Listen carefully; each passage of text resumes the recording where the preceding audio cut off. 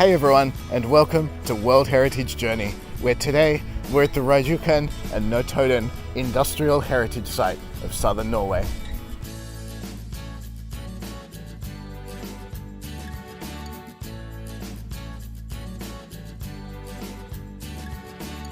In the early 20th century, two Norwegian scientists developed a method for creating artificial fertiliser. It was a very important invention because at the time the world's population was expanding rapidly and new techniques were needed to enhance the world's food production.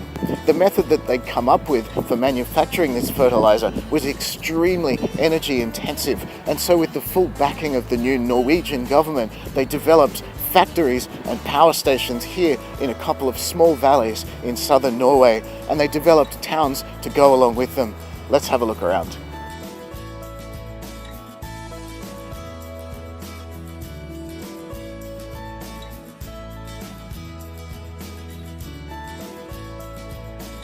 On the hill behind me, you can see the Verma power station, and this was actually the first of the facilities built here in the area.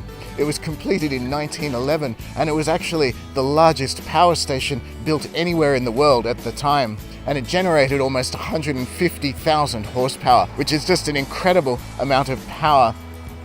Now, it's actually got some interesting World War II history as well, because the Telemark raid, when some Allied commandos blew up a German nuclear facility, that was actually right here attached to the power station.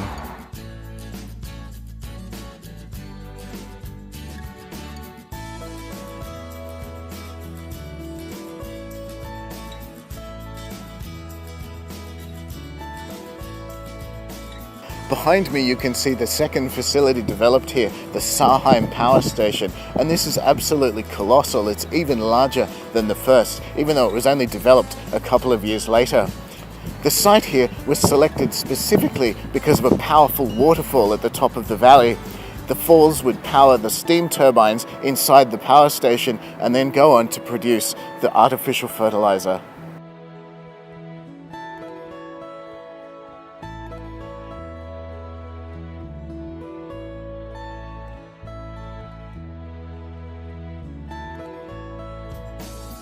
So we're in the town of Rjukan, and this was a town created completely out of whole cloth to serve the power station and the fertilizer factories.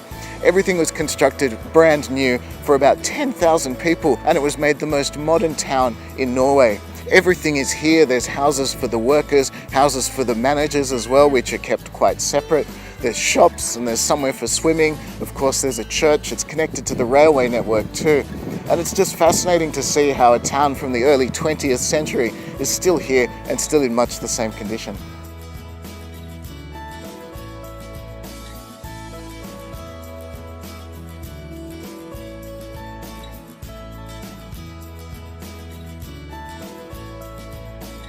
I think in many ways this is the beginning of the modern Norwegian state, because they had only declared total independence from Sweden a few years earlier. And the massive revenue generated by the artificial fertilizer companies that were owned by the government made Norway suddenly one of the richest countries in Europe, a distinction that it still holds today, partly because of fertilizer but also because of oil. But that's it from me. Thank you so much for watching. Don't forget to like and subscribe. I'm Joel on the road, and I'll see you at the next World Heritage Site.